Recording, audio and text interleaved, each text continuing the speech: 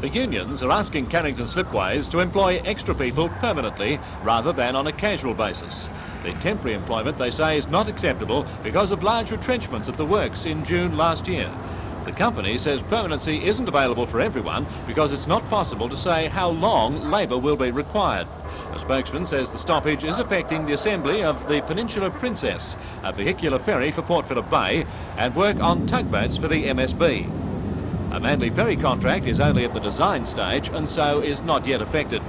Neither the Slipways nor unions could say today how long the stoppage will last.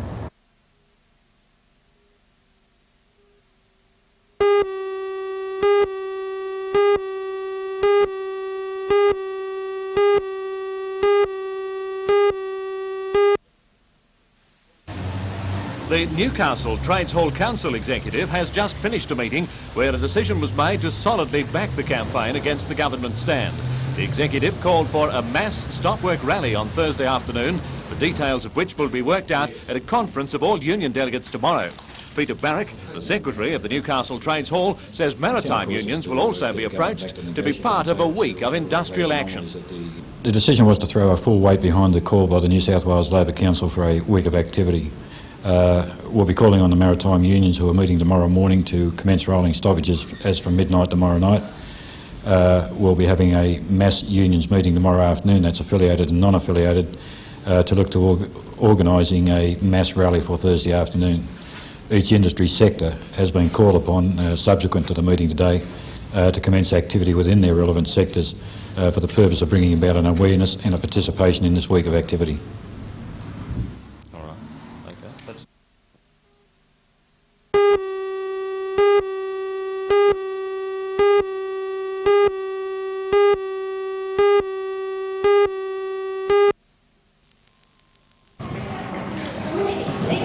Young gymnasts, training sessions at Waratah High School have been stepped up in preparation for this weekend's state titles.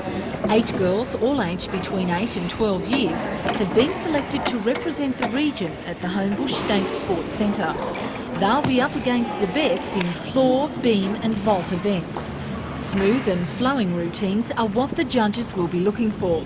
And it seems it's never too early to start learning the finer points in the sport of gymnastics. We'll take children of 5 years of age into our recreation group, and from there we pick the ones that we feel have potential and then invite them to do levels. And what about the competition this weekend? How will the girls fare there? I think they'll do very well actually. We had quite a bit of success last year and some of the same girls are going again, and if they perform on the days the way they've been training in the gym, I think they'll do very well. What about the future of these girls? How does that look in?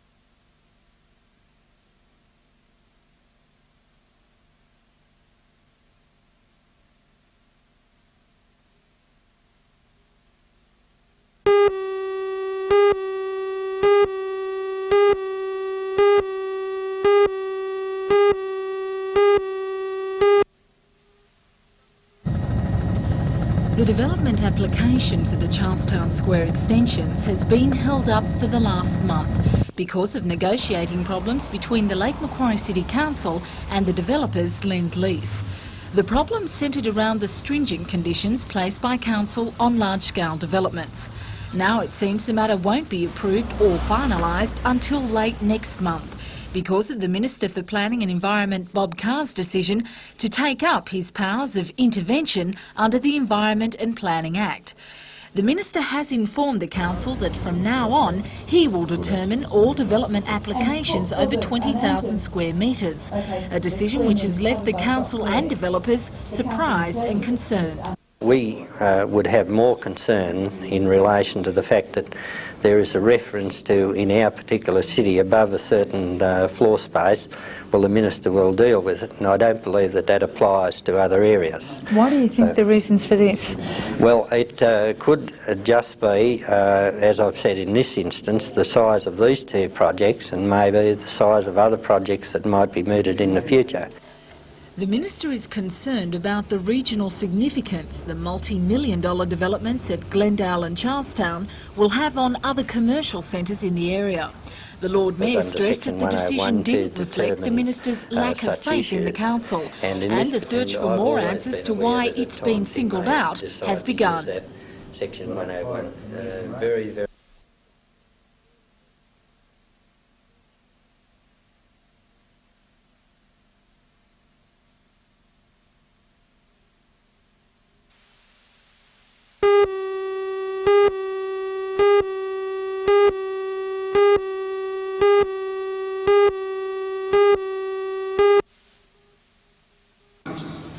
Included in the panel addressing the forum was local solicitor Ashley Saunders, Sydney Dr Brian Patuzzi and Shadow State Attorney General John Dowd. The night was organised to bring the public's attention to matters of law concerning the implications of alleged unsupported complaints by children and anonymous complaints regarding doctors, both resulting in charges being laid and incomes lost. Despite a statement from the Police Prosecution's Office affirming that police must be satisfied that an offence has occurred and is fully investigated before charges are laid, there is still doubt that the liberty of everyone being equal before the law exists. We became conscious of the fact there was a discrepancy. We had senior people being suspended with pay and junior people being suspended without pay when there was an allegation put against them. And it happened that it all was happening together when two senior government officials were being suspended with pay, and there was a junior one being suspended without pay for an allegation put against him. So what can be done to change those laws? The first thing is to make sure that people are conscious that they are not equal before the law. That's the first thing. And the second thing is, once they're aware of it, is to hopefully show them the direction they can go. That is, to make sure the politicians do something about it, to make sure that the law states that you are equal before the law, and to make sure that no longer do we have people in higher places being protected simply because maybe they're involved in being a judge, or whether they're being a politician or whatever. They need to be equal with the regular citizens, the normal worker, etc.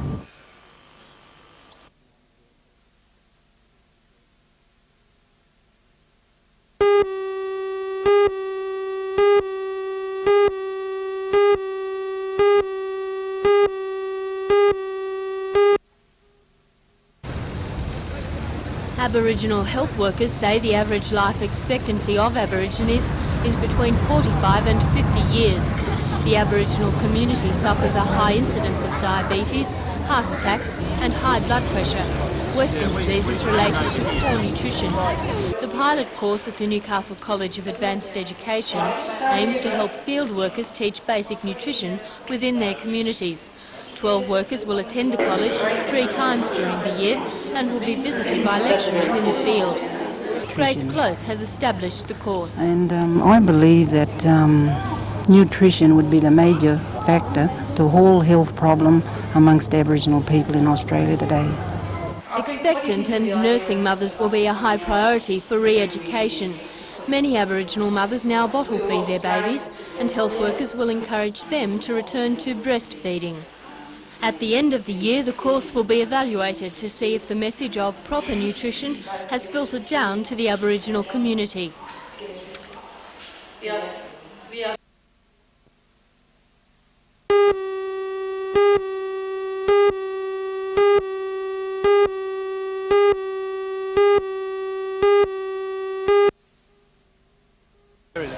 Good shooter if he's got Winning any space. 2 games out of 3 in last weekend's Australian tournament in Sydney, the NIB Falcons are hoping to find that winning streak now that they've clinched the largest cash sponsorship in the National Basketball League.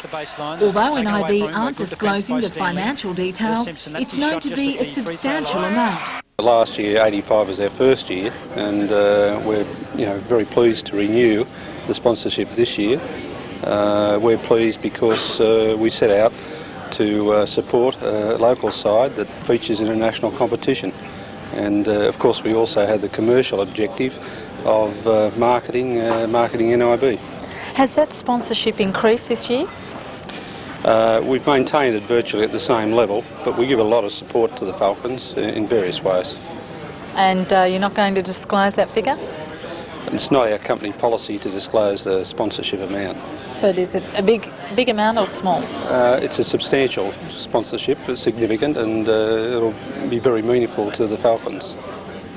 Is this going to be a continual sponsorship from the NIB, something that the Falcons can look forward to each year?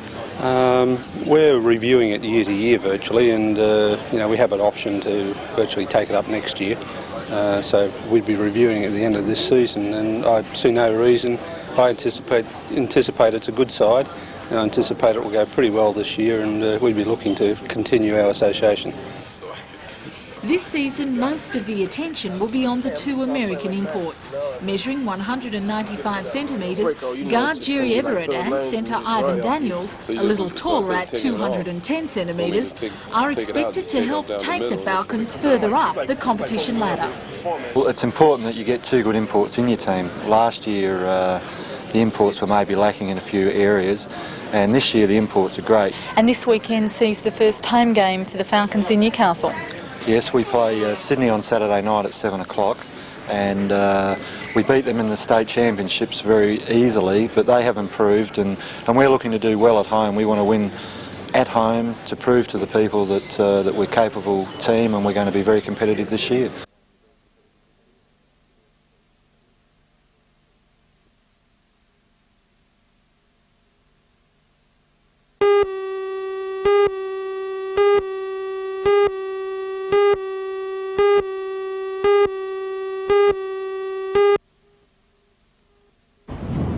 It's no secret that the pollution problem in Lake Macquarie has been a growing concern for residents, the City Council and government authorities such as the State Pollution Control Commission monitoring the situation. But the residents now say time is running out to save the lake before it's too late. Last night, a public forum passed a number of motions to seek government support on all levels to preserve and protect Lake Macquarie from pollution, siltation and deterioration. According to organiser Doug Lithgow, it's only the beginning. Well, it's going to be the beginning of a campaign to save the lake. From tonight, we hope that a community group will be formed that will be a secretariat to see that lobbying is done of all our federal and state members, and we bring to them very forcefully the feelings of concern from the community. The forum agreed with the Lake Macquarie City Council that, as well as lobbying, public awareness can help to solve the problem. Well, the situation is bad, and you must remember that the lake is a living system, and living systems can take so much pollution before they make a final nosedive. Now, in the last 25 years, the lake has been subjected to a lot of tremendous stresses, and has changed quite considerably. And it's very important that this be arrested now. Is time running out to save the lake? Yes, I think it is, because we've got the problems of greater pressures in the future. We'll get probably a doubling of the population, and it just means that everything that's done has to be done properly.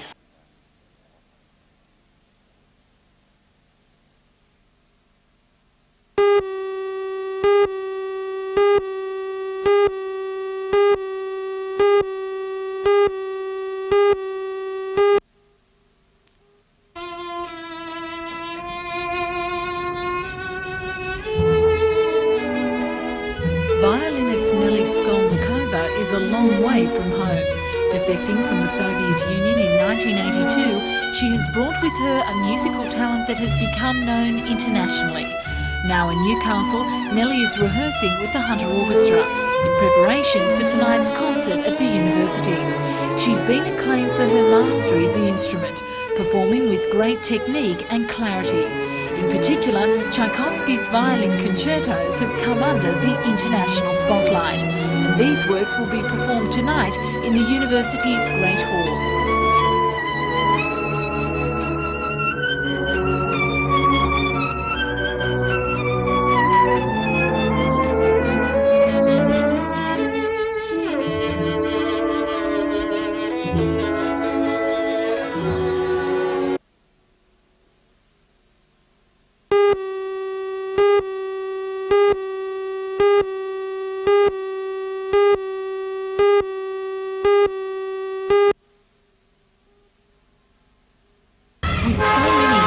supporters turning up at yesterday's gathering, some stood in the rain to hear the outcome. Tradesville Council officials outlined the purpose of the rally and detailed the government's intentions.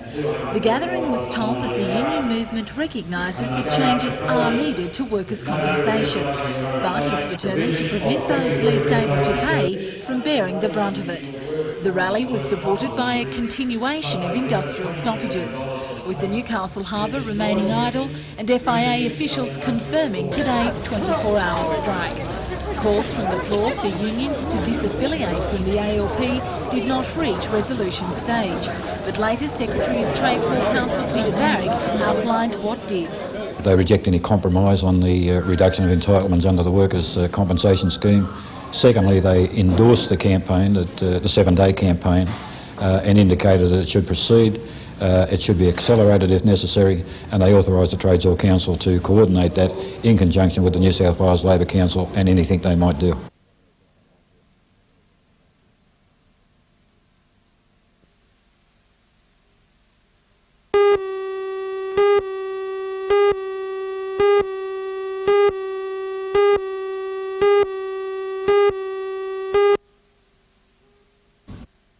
We have continually said in this region we don't care whether it's the Germans or the Swedes as long as they're actually built here in Newcastle.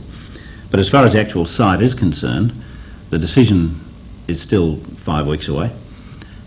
We do know that there's been a tremendous swing back to Newcastle, and I believe that the article today is simply an article that is rehashing information that's been available to everybody for 6 months since the project definition study results were submitted. Information.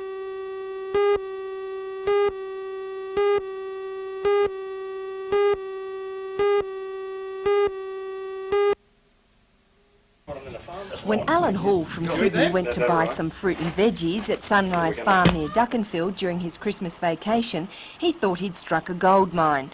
He'd stumbled across dairy farmer Ross Taylor's passion for collecting Morris miners. Lying in a paddock on the farm were 53 of the old cars, representing many of the different models. Alan owns a car repair business at North Rocks near Parramatta, which specialises in fixing old Morrises. After some delicate negotiations, Ross Taylor agreed to sell his cars and put the lid on what has become an addiction. I sold my car trailer so I could wouldn't bring any more home, and what I do, end up hiring trailers to get them home. I did. So it was sort of like it was just a habit that you couldn't break, is that right? Yeah, it become I become addicted really to it for a while. Today, the process of taking the cars away began. They were loaded onto semi-trailers and tied down securely for the journey to Sydney. Neither Alan nor Ross would say how much they sold for, but Ross says he hasn't made his fortune. Alan is elated with his deal and says spare parts for the cars are getting very scarce. Because parts are getting hard to get, so our supply is getting scarce and we have to scout around for parts wherever we can get them, and this is a gold mine, getting all the parts here.